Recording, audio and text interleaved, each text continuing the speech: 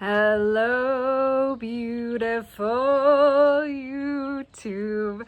Hello, beautiful YouTube. It is Emily. I hope if you clicked on this video that you are having an okay day, that you are doing well.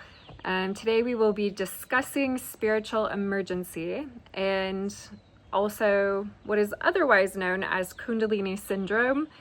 And spiritual emergency and Kundalini syndrome, I suppose they could be different because a lot of the times we need to decide what we're actually dealing with. But I today want to tell you about my experience with spiritual emergency and Kundalini syndrome. And I want to really encourage anybody who's going through this to keep going because it does indeed get better. And also I want to give you a lot of resources. So I'm going to give you books. I'm going to give you a teacher that has helped me. I'm going to give you tips, personal tips from my own journey and experience so that you can have a smooth process, or as smooth as it can be, right? I, Emily, cannot guarantee that your spiritual awakening will be a smooth process. I do not know about your Akashic record, the history of your soul. I do not know about your ancestors. I do not know about the environment and institutions and culture that you grew up around or within. And so there's no way for me to guarantee that you will have a smooth Kundalini awakening. But I believe that the astrological sky, the way the planets are moving, create initiations for human beings on Earth, if human beings are choosing those initiations, hopefully, or forced, sometimes perhaps. But we're having a very big transit, which is Uranus is going to be moving into the sign of Gemini, which is the twins. Uranus is like the lightning bolt out of nowhere. It's the game changer. It can be surprise. Gemini rules our mind and our thoughts, and particularly its twins. So there's two pathway. My instinctual understanding is that those people who are choosing the organic timeline for their ascension process, which, remember, ascension is an inner alchemical biological process of coming into higher states of consciousness and unifying one's being with the source of creation. And so it's no small feat, it's a big feat. But Kundalini is necessary for that process. I personally believe. I believe there are other words for Kundalini in different traditions, but the most help I've been able to receive for what my experience, my lived, actual, tangible experience of having this occur in my life, has been to study the texts and the teachers and the teachings around what Kundalini Shakti is, Ma Shakti. And as I have done this, I have been able to navigate, because it truly is a journey. I've been able to navigate myself to a greater state of consciousness and to, become,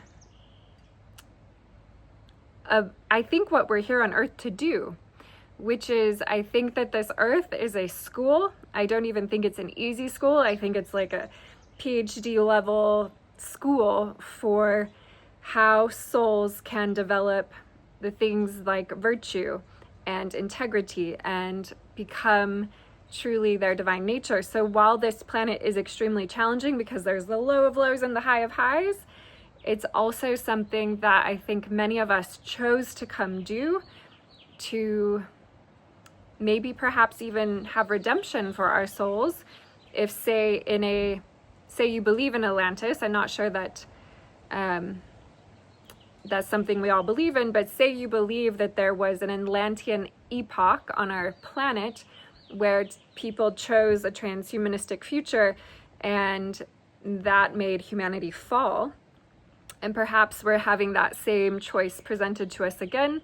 And so, I think that's what's going on. So I want to share with you a teacher by the name of Igor Kufayev, who also, what I love about Igor is that Igor has been through the Kundalini process. Okay, so this is somebody who can speak from experience.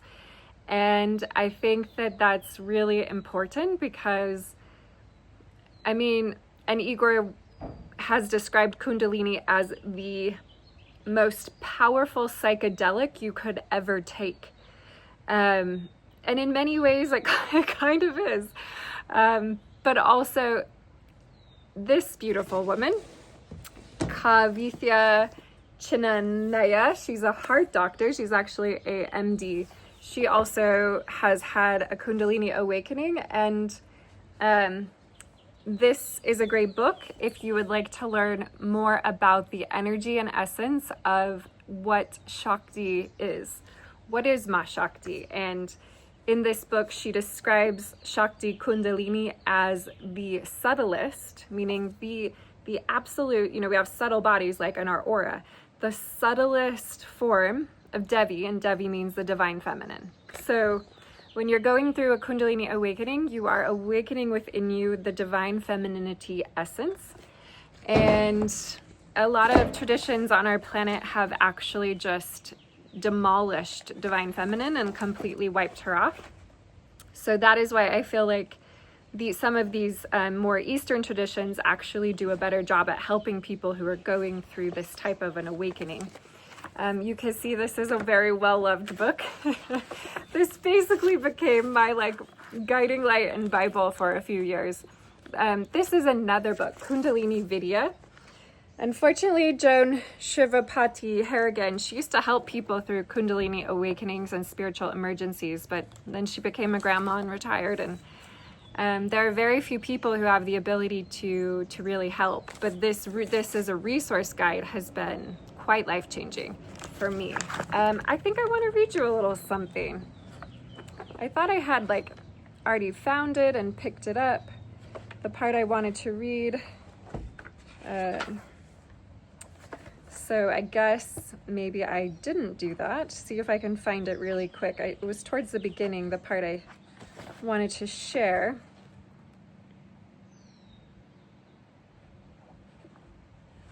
Okay, this part. Shakti is the divine power that permeates everything. That is, in fact, everything in the phenomenal world, no matter how subtle. Okay, so this kind of echoes what Kavitha, the heart surgeon, is describing as well. Shakti is Divine Mother. She is the cause of all apparent reality in which we live, the divine presence in everything. The entire universe is the expression of her capacity and her exquisite variety. She is the entire universe. From the subtlest to the densest, she is the great mystery who hides and covers her own wonder of manifestations. Shakti is the all that emanates from the one. Beautiful. Okay, that actually wasn't the part I wanted to read, but I thought that it was. Okay, the part I wanted to read here is, let's read this part. This part looks like a good little part. Kundalini Shakti is the divine presence within every human soul. When we are awed by the beauty of nature and it resonates the joy of the divine within, Kundalini Shakti is stirring within our hearts. When we feel the calm and the warm comfort of communion with another human being, it is Kundalini Shakti that we are touching. So, by whatever name, this sacred presence and divine power is the God within, close, as St. Augustine explained, closer to me than I am to myself. That's beautiful. Okay, and let's see if we can get to this part.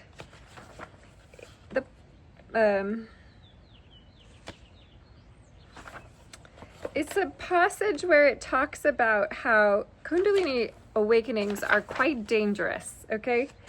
And this is something that I don't want to share to make you fearful or to make you shy away from wanting this type of experience, but to really bring more reverence back to what is happening in these processes. There's so much misinformation about what Kundalini is out there, okay? And a lot of the information is diluted and it's just shallow, and it talks more about the sexual benefits of Shakti Kundalini. It's perverted, and perverted just means to turn. So it's kind of like this turned version. And so one of the reasons I could highly recommend this book is that it is, I think, deeply connected to the true sacredness, holiness, that Shakti Kundalini is, and the reverence at which we need to approach such a force in our life. And now I think I'll insert a video of a teacher, Igor Kufayev, that will speak a little bit about answering this woman's question about, I believe, psychedelics, or no, this one's about violent awakenings, okay? Because Kundalini awakenings can be violent, and I experienced a violent awakening, so I will talk more about that. Also, we could just say harsh awakenings. And this happens when we're unprepared, and we have spontaneous arisings, or risings that are due to substances, risings that are not in the proper context with the proper experts around us. And yeah, but let's listen to Igor. Hi Igor, I'm 10 months into the Kundalini awakening process. My experience was a spiritual emergency, and no bliss has been my experience so far. I have experienced spontaneous samadhi states, but I was really scared of them, so stopped doing my spiritual practice and opted for grounding instead to tame the process. I'm wondering whether the absence of bliss and felicity might indicate that it is a falling Kundalini. I am curious if any Kundalini awakening is possible without it being a spiritual emergency. You say that difficulties are part and parcel of the process, but I wonder if those difficulties can be present without destabilizing person. Also, what is your opinion on taking psychedelics, plant medicine after Kundalini awakening? Veronica. Okay. Well, very honest, sincere question, I would say, and direct as well, without any attempts at glossing it up. Thank you. It's very important. I don't know, and I do hope this would not be taken as discouragement or one size fits all, or somehow speaking from a place of, let's say, how this can be misinterpreted. But in our day and age, in our experience, it's very, very rare when there are true awakening of Kundalini without complications. So that's number one. This is not my experience of working with people. In most cases, the true Kundalini process there and then brings complications. Why? Because, as I said, the day and age we live in. Far few between can sail through this. And even then, if the sails is too smooth, then we are kind of like, oh, God bless them, like it's too smooth, doesn't feel right. And surely enough, it shows itself sooner or later. Why that is? Big conversation, conferential space, symposiums, spiritual conversations with panels. That's what we need to hear discussed. Just as in the question of ahamkara, ego, and all the rest of it, what it means to be human being, embodiment. The question of true awakening in our day and age is a very pertinent one. Awakening as a term has been used left, right, and center without any responsibility, without any understanding. And it's not because I'm getting old and grumpy. I actually feel great. I feel that this is because we have entered truly a shallow phase as far as what is communicated out there is concerned. A very shallow. So in other words, everything that holds immediate attention is becoming worthy of communication. And therefore, awakening as a topic is trading, and it's not exception. This at the very same time also why knowing that is what prepares us for a proper groundwork and for not being discouraged if we are faced with challenging, let's say, awakenings as far and whenever the true Kundalini begins her ascent, begins her expansive move. Because first and foremost, Kundalini will assault that what we speak of as the sense of identity, which is a construct, and that will begin to dismantle it.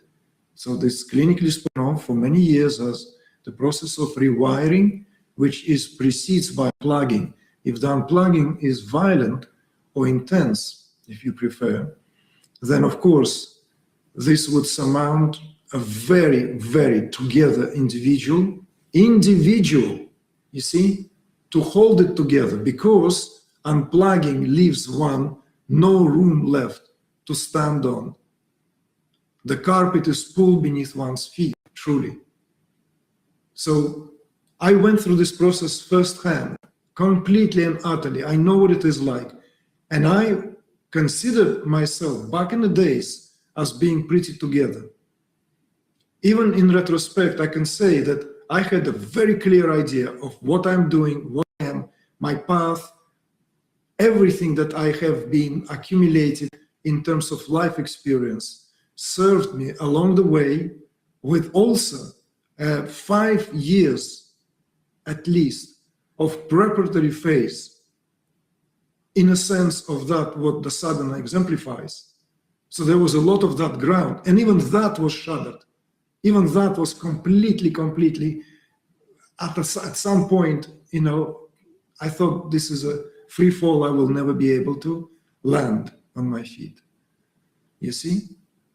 But this is never spoken with discouragement, only spoken in a sense of encouraging others. If you are blessed with that, go for it, dear. And I'm here to assist you. So let us talk about what we first need to determine, because a lot of people who feel like they're having a Kundalini awakening are in fact not. Okay, they're having the pre-stages of a Kundalini awakening. And these events are known as prana-tana events. Okay, so have anybody heard about the thing called CAP, Kundalini activation process? From Igor, and I do believe he's correct, when you go to a CAP process, what you're feeling in those moments is all of the pre-awakening heightened prana. So each human being has 5 different pranas in our body.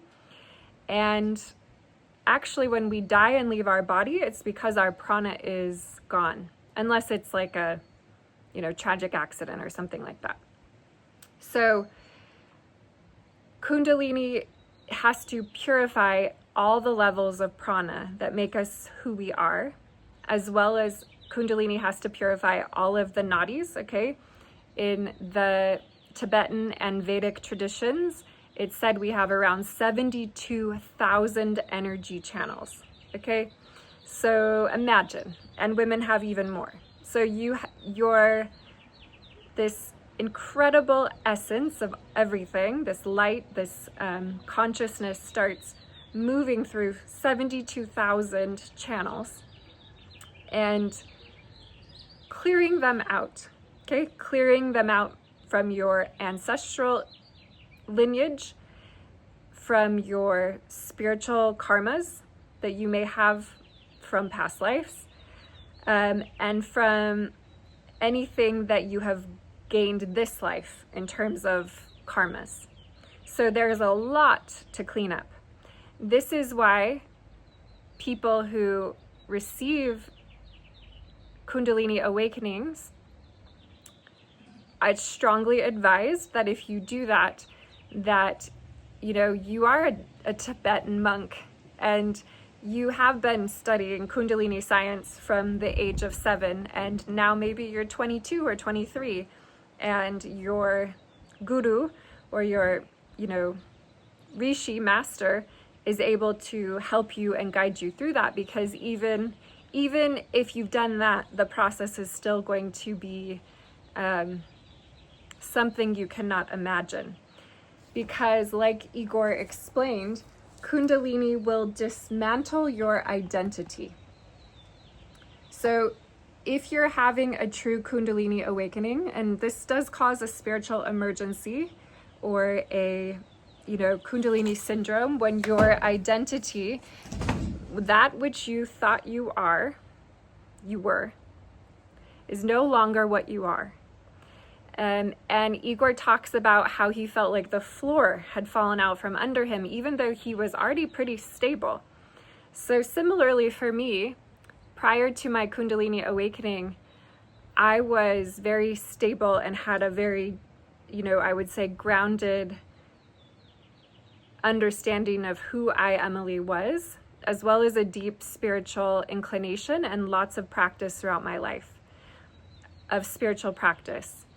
So I would say that, I was quite a high achiever, able to really have and do good things in my life. Like I really felt like I had a good life and a stability that my Kundalini awakening just completely, like Igor explains, even if you are well prepared and I don't think I was well prepared, because I had no idea what had happened to me for the first 3 months of when this experience happened. It was only through like a Google search that I started thinking, maybe I've had a Kundalini awakening. So obviously someone who doesn't know what's happened to them is unprepared. But in terms of the place where my heart was, I really credit this to my love of poetry. And for those of you who may just be tuning in for the first time, I have a doctorate in poetics, and I had spent over a decade, studying what poetry is, and poetry is very much part of what the soul is. And so I feel like my understanding of poetry has been one of the main things that actually has helped me move through this experience. And I don't want to make myself special in any way about having an experience like this, but also I want to say that it is a blessing. It's an absolute blessing. And like Igor said at the end, like if you've been blessed with this, okay, even if it feels like you have been given a 8,000-foot mountain that you now have to climb, and you only have like a bagel and a toothbrush and no hiking boots, but it's like, okay, now you're gonna go. You will learn to forage. You will learn to find pure water. You will learn to, make a bed in a tree. Like you will figure it out, because that's the thing about how intelligence this consciousness is even if you are underprepared, if you've had this awakening, then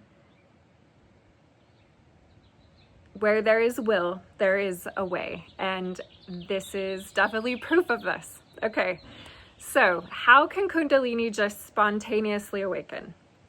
Well, my Kundalini awakening was spurred on by 0.17 milligrams of psilocybin and a magical environment.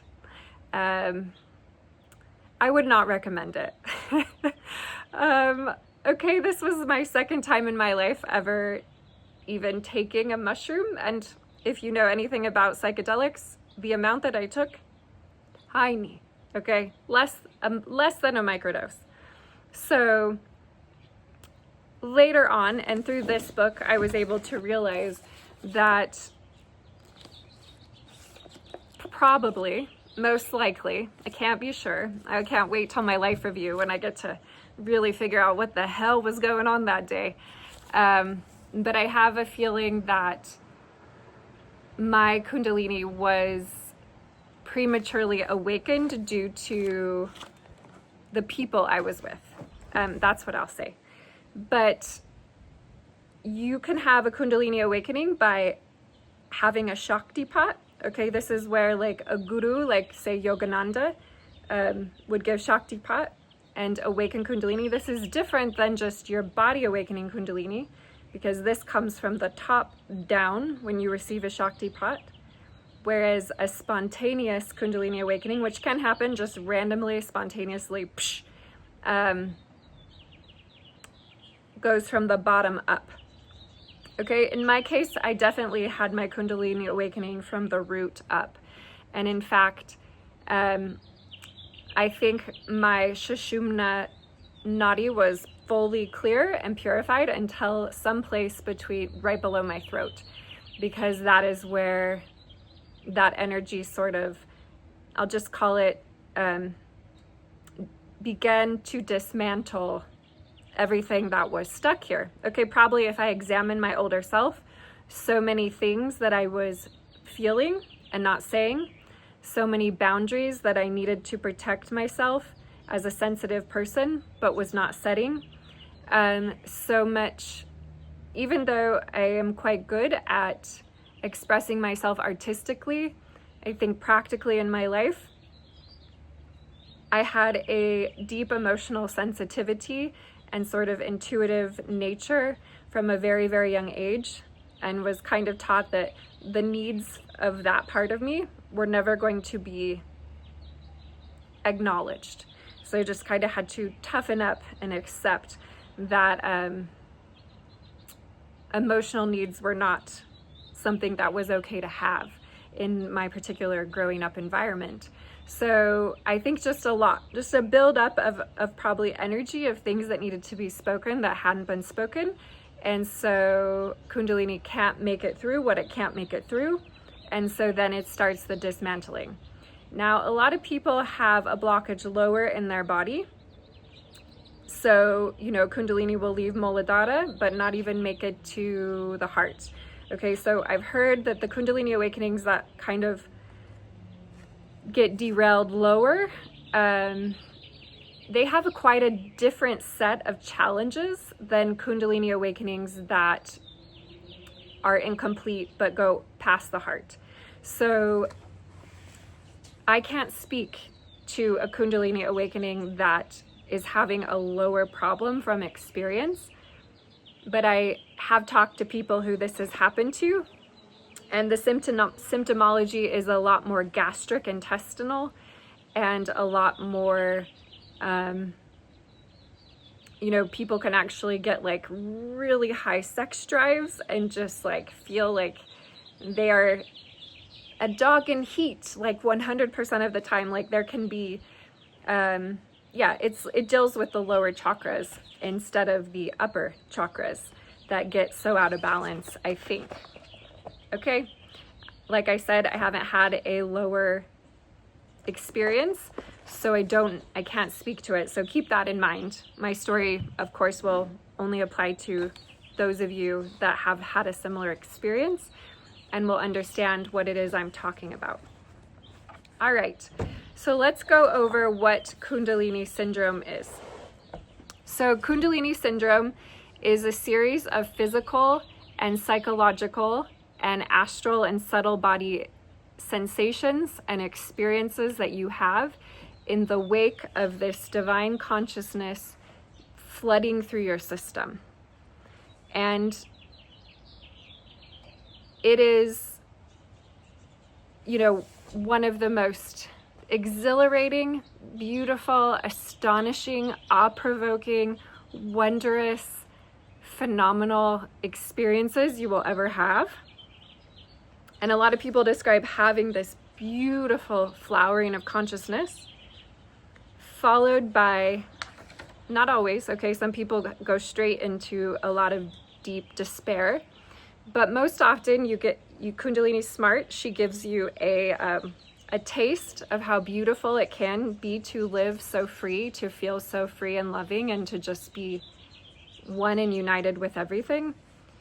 And then you go into, with every expansion, there will be a contraction to be able to hold that expansion.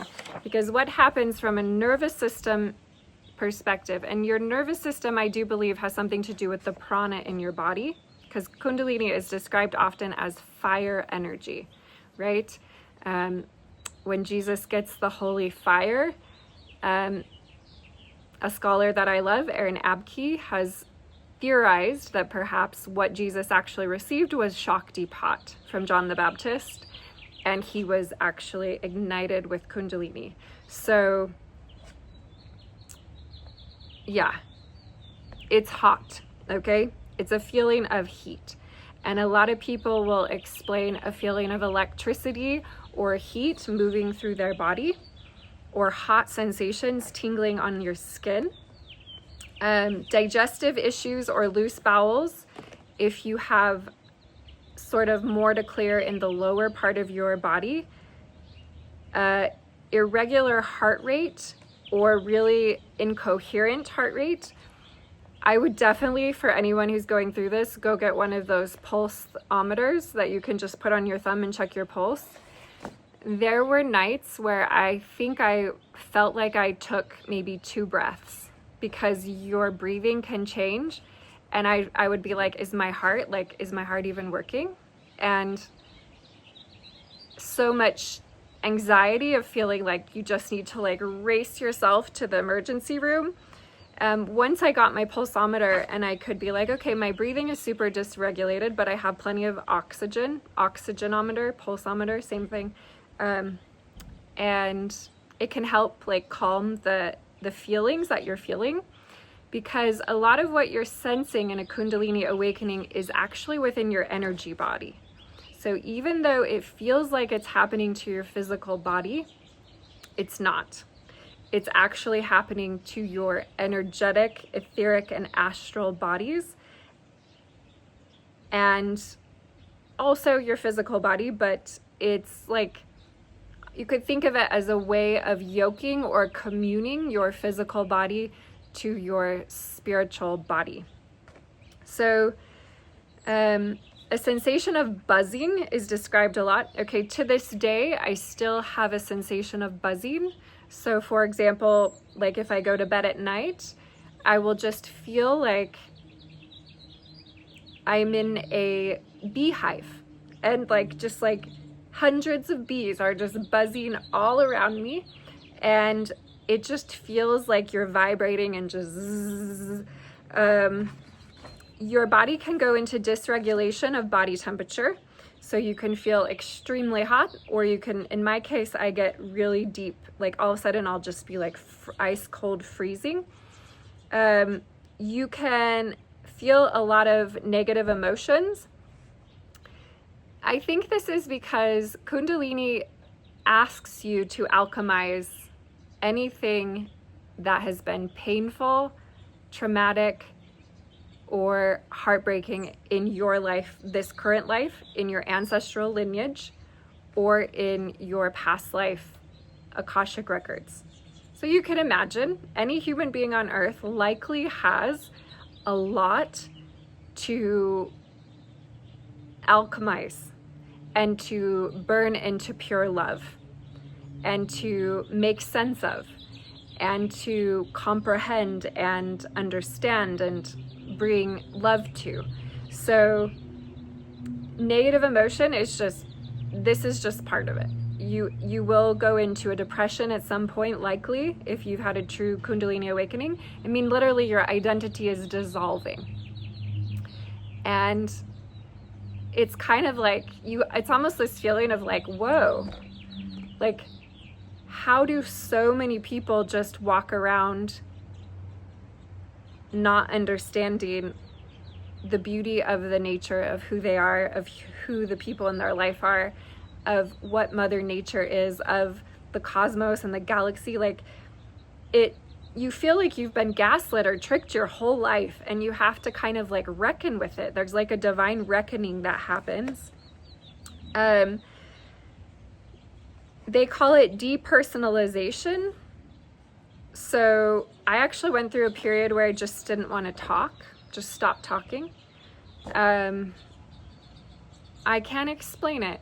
I just talking felt so mundane and so useless, like it just doesn't help anything and no one is ever listening. I remember sitting at a family dinner and just listening to everybody talk, and you know, like someone said, why are you being so quiet, or why aren't you going to talk tonight? And I just like, I couldn't even get the words to come out. It was like,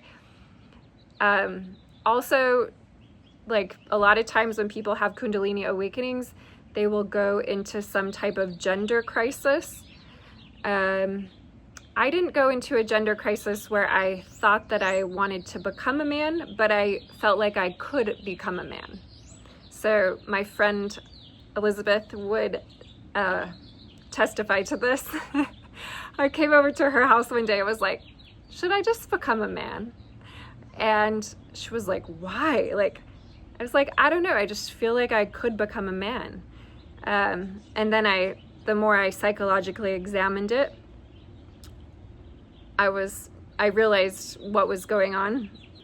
Anyways, I got through that stage, but if you're going through a stage where you feel like you suddenly don't have a gender, I was also really able to connect to this masculine aspect of me, and that was interesting as well. So you will feel like you have electricity just like running through your body. I think this is why they call Kundalini the serpent. Or the cosmic serpent, because it does kind of feel like a serpent is like just moving through your body, and all these sensations freak you out. So I think that was one of the hardest things that I had to start to get used to, was it's like all day long and all night long, you don't ever really generally get a break. You just feel like you're being in a psychic surgery, like you're in psychic surgery and things are happening to you. It's really interesting. Again, I can share my experience. Okay, this is not for everyone. I'm just sharing things that absolutely occurred for me. Okay, head pressure. Oh, head pressure. It's like literally you feel blasts of energy coming up your spine, and it feels like your head is just like, I think your skull just like widens, like it has to like widen. The headaches, the head pressure, still to this day, this is one of the symptomologies that I still have quite a bit, is just this feeling of like kind of dizziness, or like just so much energy just moving. But hopefully that's clearing soon. I've been working on clearing that. And hallucinations. Okay, so I would recommend that if you are in the midst of a Kundalini awakening, you completely 100% stay away from any type of mind-altering substance. That's funny. Elizabeth just texted me.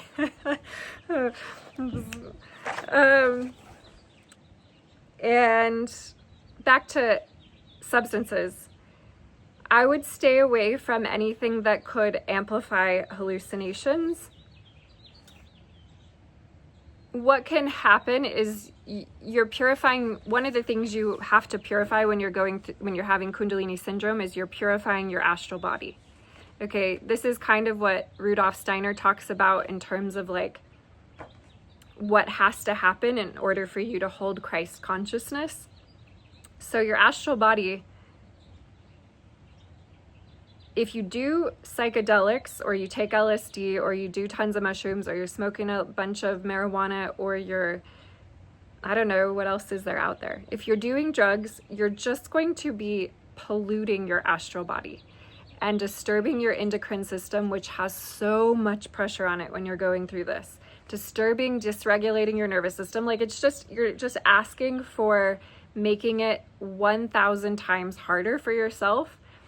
And yeah, I feel like sobriety is really important. If you're struggling, you might want to use substances to try to disassociate, but it's actually the opposite of what you want to do. You want to face what's happening and face the reality that is presenting itself, because the sooner you can find the courage and the determination and the fortitude. Like I think anyone going through a Kundalini awakening builds the virtue of fortitude. But the sooner that you can find that, the better. Because Kundalini is, some people say Kundalini is ruthless. She is. In many ways, she is ruthless and relentless. And she seeks you to change, and she just puts the pressure on until you're like, okay, I realize the gift and opportunity I'm being offered, and I want it, I accept it, I have gratitude for it, and I'm willing to clean up all parts of my life. So, you know, other things that can really mess with your spiritual bodies is like a lot of sexual partners, because every time you come into a sexual union with someone, especially if, like, say you're just having casual sex and you don't know anything about the people, you don't know about their ancestors, you don't know about their karmas, you don't know about what has happened to them this life, and then you're just like, say you're just entangling like week after week or weekend after weekend with new people, this just will create just a muckery of your astral and energetic bodies, and an entanglement at a quantum level, because soul essence entanglement is so major that it just, yeah, I would definitely recommend celibacy for anybody going through this.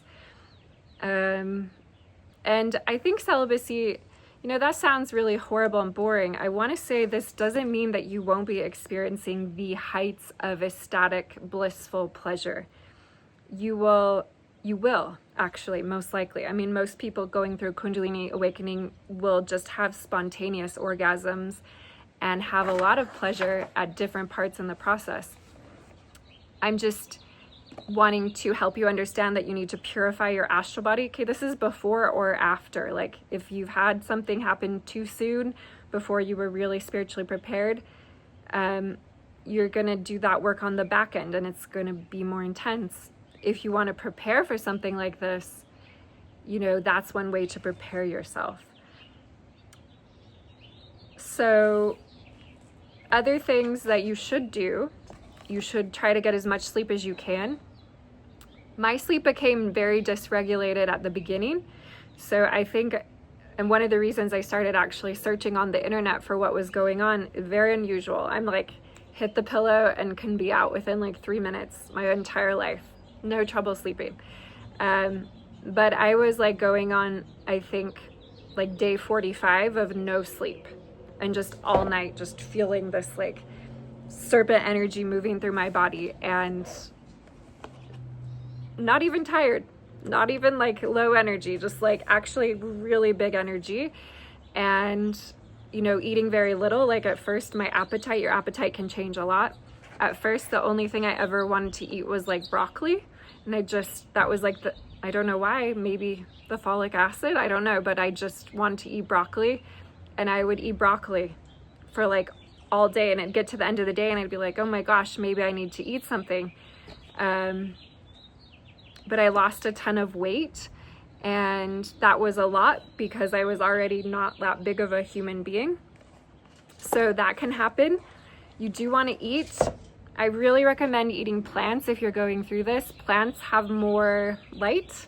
They have more higher consciousness. They don't involve suffering. Remember that you have to process any pain or suffering you bring into your field. Kundalini is going to need to process that. So if you know, I have become a plant-based eater and eat meat on very rare occasions if it is served to me or offered to me, because I have had to confront the suffering in the world. And you know, 99% of the meat, or 90%, I think it's 90 or 99, comes from factory farms. These animals are in cages that they can't even turn around. They're being shit on by other animals. Some of them never see daylight. It's like, you don't want to be taking that, and then they're murdered. You don't want to be taking that. I know, like, in modern society, we're quite disconnected from what's actually happening when we just go to the grocery store and buy like perfectly cut skinned and packaged meat with a nice plastic wrapper around it. But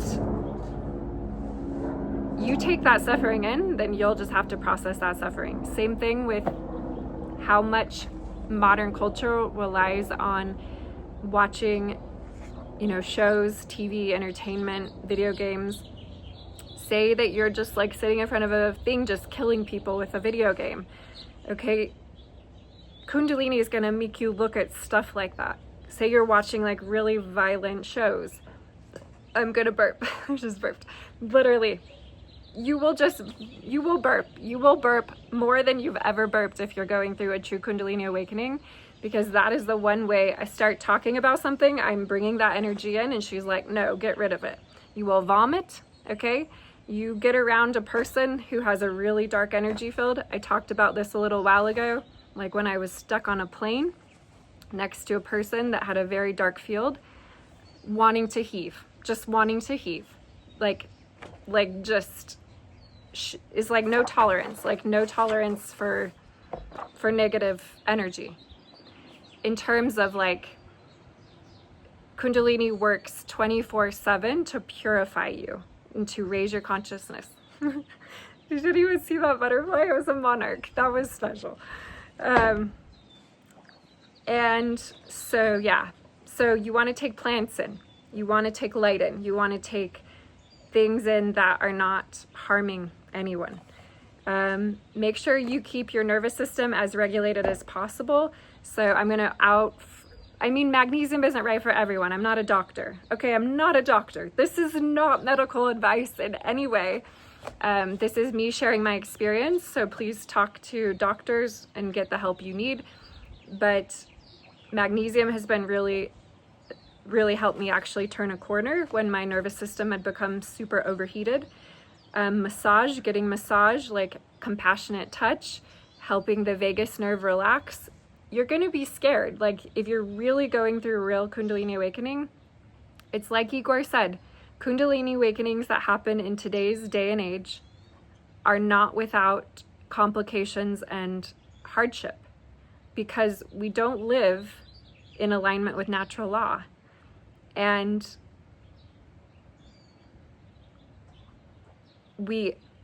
in America, I can't speak for all nations or countries, but in America, we take in a lot of entertainment media, okay? One of the things I have greatly reduced, and actually like haven't watched a series or a show for over 5.5 years at all, coming from like things like that, watch a documentary here and there, certain things, but very rare is it that I will take in media entertainment, because anything you're taking in, you're absorbing, you have to process.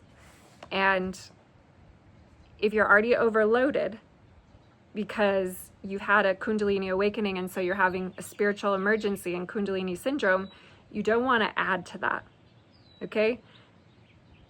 You just want to take really, really good care of your nervous system, proper minerals, get massage. If you have a lot of trauma or you've had traumatic events in your life, I highly recommend doing fascial release or some type of myofascial work. And there is a beautiful YouTube channel called The Human Garage that teaches people how to do fascial exercises to help move stuck trauma. Something that's a bit counterintuitive is actually taking a break from intense spiritual practice. So at the beginning of my awakening, my body would go into what's called kriyas. Still does, but less often. In the beginning, it was like daily, where I would just start doing breath work. Like, not that I was choosing to do it, just that my body would start spontaneously doing it. Okay? If you're breathing, this, again, I'm not a doctor, this is not medical advice, but if your breathing just goes through like you just stop breathing for like longer than would feel normal, do remember that we're learning how to live on light and prana, and I don't know, there's some way that you do breathe. I'm not exactly sure what the mechanism is. I actually don't even like calling it a mechanism, as I'm trying to eliminate all technological language from what is biology in my own personal practice at this time. But I don't know what the function of the spiritual realm is that happens, but Igor does talk about this and addresses it, and many people describe having this experience of like asking yourself, am I breathing? And you are breathing. It's just that as all of these different channels are being purified and turned into Christ consciousness, loving light, your breath can feel stressful. And obviously, it's very natural that if your breathing has irregularities, you feel scared. Go to a doctor, make sure it's okay, put on your oximeter, make sure that you're okay. But when you realize that you have plenty of oxygen and your heart's beating just fine, then relax and just allow Kundalini to do her work. Tremors and shaking.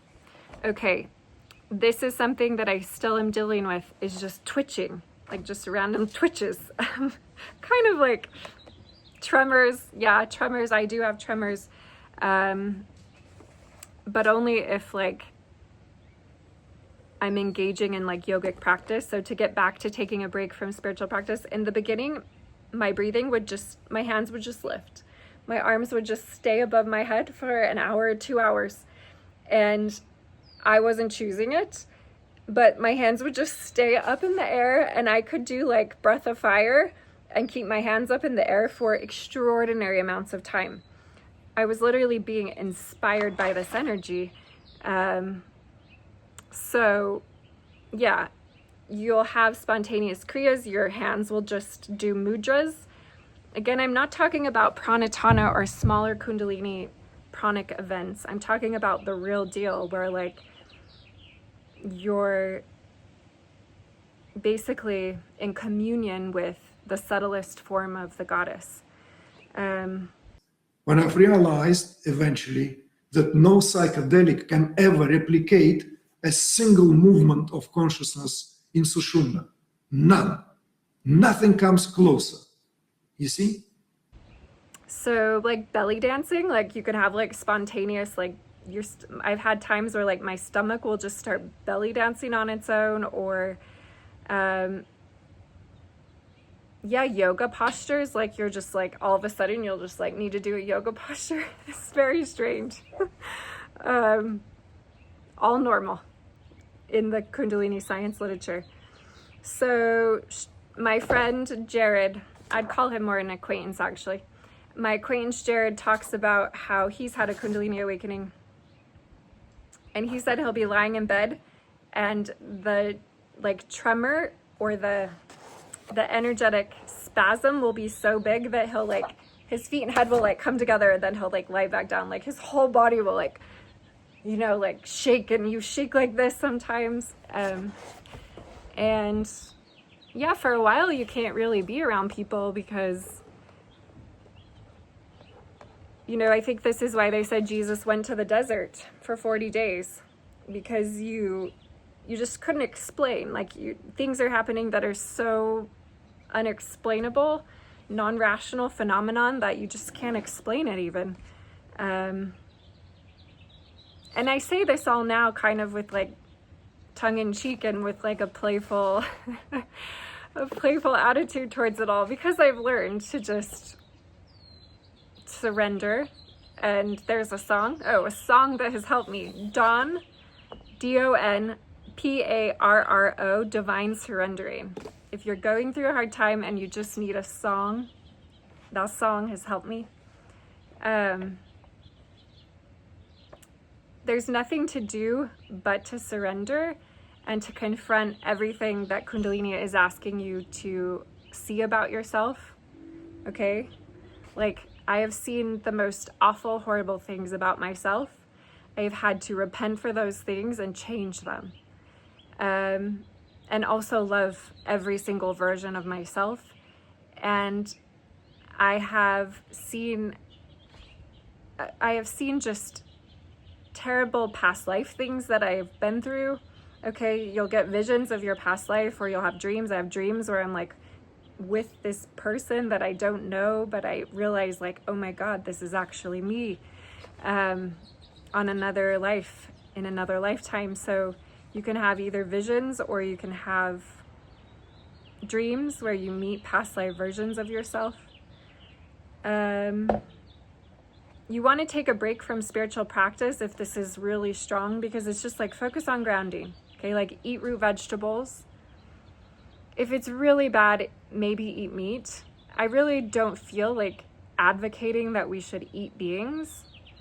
I just don't know that that's correct anymore. But if you're really needing to come back down to earth and you're just like, you know, lost in space, going crazy, hallucinating in the astral realm, seeing things, stay away from people who like are super trapped in the astrals. Like you'll find teachers out there, okay? There are all sorts of spiritual teachers, and you'll find a teacher that's talking about all these astral phenomenons. I would say just like, no. There are things above the astrals. You gotta clear your astral body and become yoked to the Buddhic plane and the celestial plane and the radiant plane and these higher energies. Okay, I got sucked into teachers talking about all types of astral phenomenon, and that just confuses you. Okay, that just makes you feel really confused. I would say be very discerning about, you know, who you're thinking has more knowledge than you, because really you have all the knowledge you need about you. It's in your heart. You know what's right for you. Okay? And I was somebody who in my old self really often didn't give myself the credit of my own gifts, talents, intuition, knowing, power, intelligence. And continually I have learned in my life the lesson of like, no, actually, this is everything you need. And so I am really dedicated to turning everybody to themselves and their own heart and their own connection to source.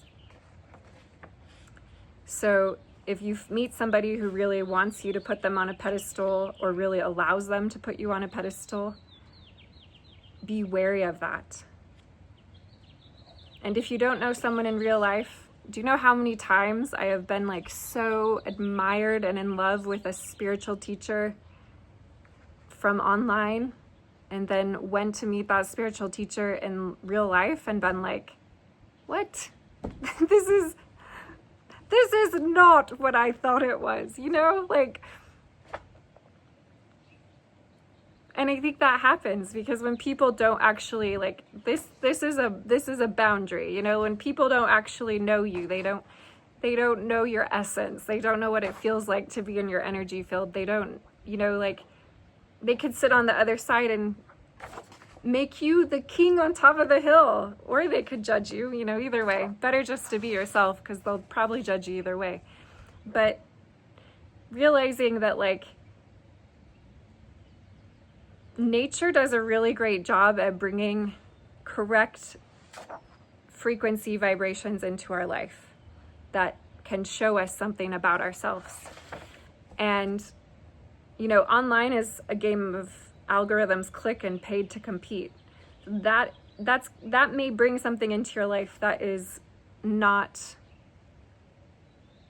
as suited for you as maybe like what you actually need in a natural way, you know? Although I will say, this man, Igor Kufayev, this is his new book. Okay, I'm only a little bit in, so I can't actually give a review, but I'm sure it's wonderful. I think Igor is the real deal. And yeah, I feel gratitude to this human being, because it's really overwhelming and scary to be going through something like this and to feel like no one understands what's happening to you. So when I found Igor and connected to listening to his videos, I think it's the difference of like somebody who's actually gone through it versus somebody who hasn't gone through it, you know? And I'll actually link a video down below so that you could find him very easily, but definitely has helped. And there's all other sorts of sensations, okay? So just if I didn't touch on anything you're going through or experiencing, I want you to know that it's okay. It's okay that you made mistakes if you have, or that you didn't know what was going on, or that you feel depressed and lonely or sad, or that you feel misunderstood, or you have done embarrassing things, or you have like the intensity of the energy, there is nothing like it, like literally. And you know this if you're in the midst of a spiritual emergency or if you're going through a hard time, there is nothing like the fire that is burning you if you're going through this. It is intense, it is powerful, and it's helping you. It really is, even though it may feel like, you know, like Igor said, I did not know that I would ever be able to land on 2 feet. There was a moment many moments within the last 6 years where I, you know, seriously wondered if I would come out alive, or if like this was just going to kill me, basically. And if you listen and you respond, right?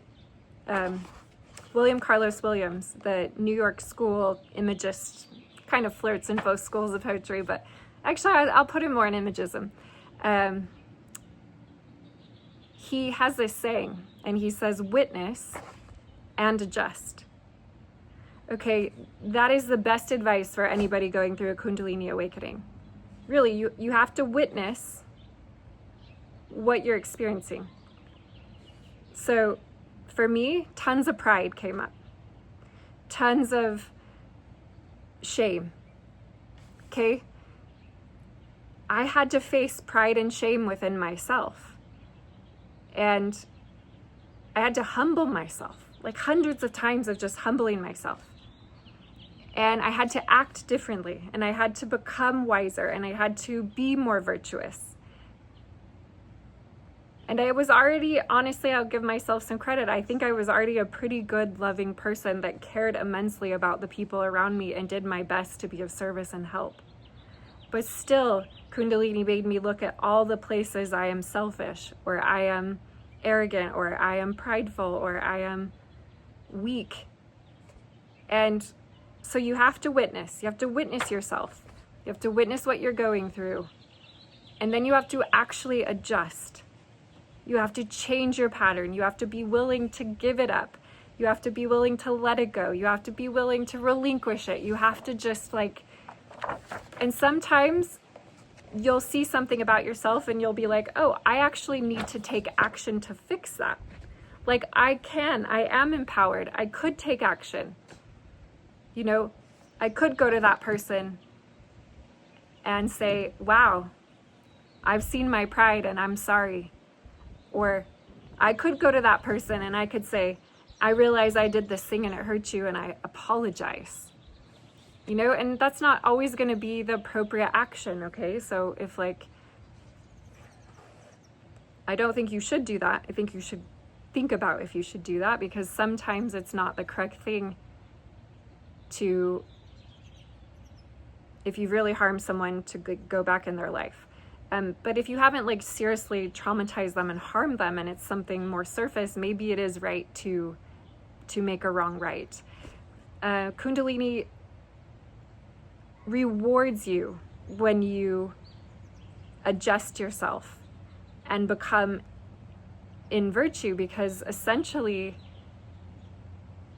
it is a blessing. It's a blessing to be able to have this type of consciousness with you where you can see things about yourself.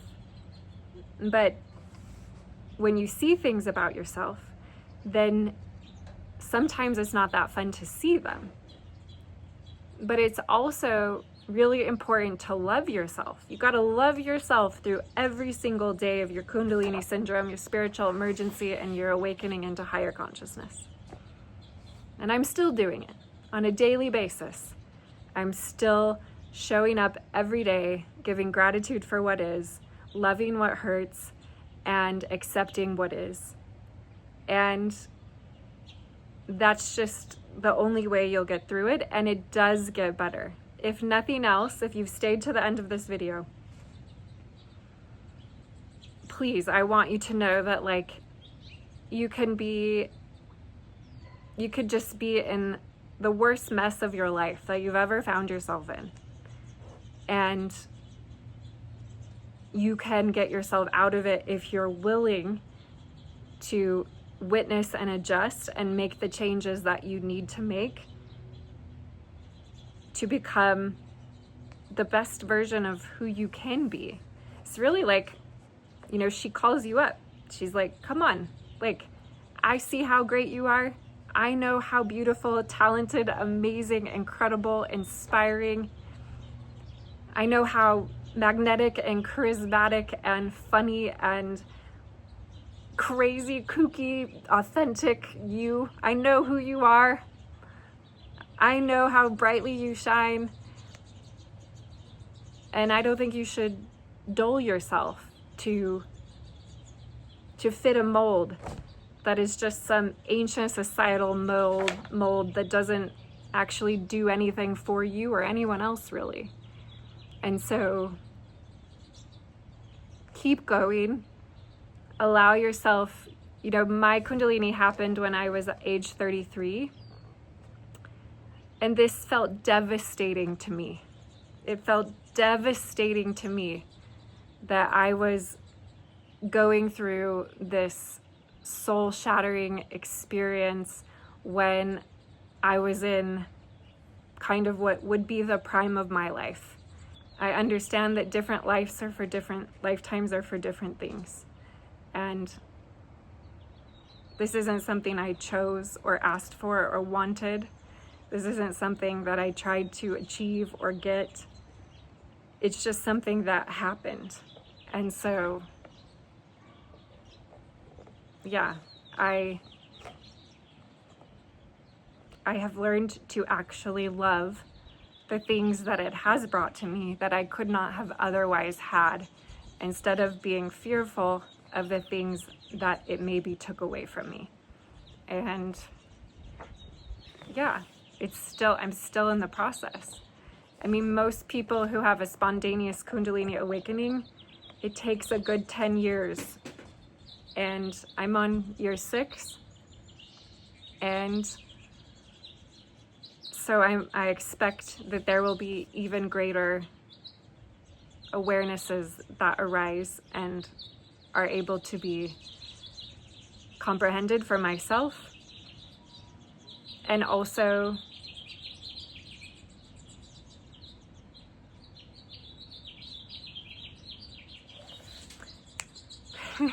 you don't always get what you want, but if you try sometimes, you might just find you get what you need, baby. Apologize for how off tune that was. Yeah. Yeah, you get what you need. If you got a Kundalini awakening in 2026, or whenever you got yours, you needed it. So, welcome it, surrender to it, allow it to dismantle all of the cultural, societal programming around how far along you need to be at this age and doing this and that. And if she brings you to your knees, let her and be grateful, and just be like thankful that you're alive. You get to see a sunset, you get to hear birdsong, you get to dance within this marvelous universe. I mean, this really is an experience of a lifetime. So powerful. So with that, I will see you all later. And yeah, please give a thumbs up, leave a comment if you feel inspired to. And if not, that's okay. And if you know somebody's hurting and in pain and going through something like this, you could share this video. because I will tell you what I would have given to get a video like this, and feel a little hope. Much love.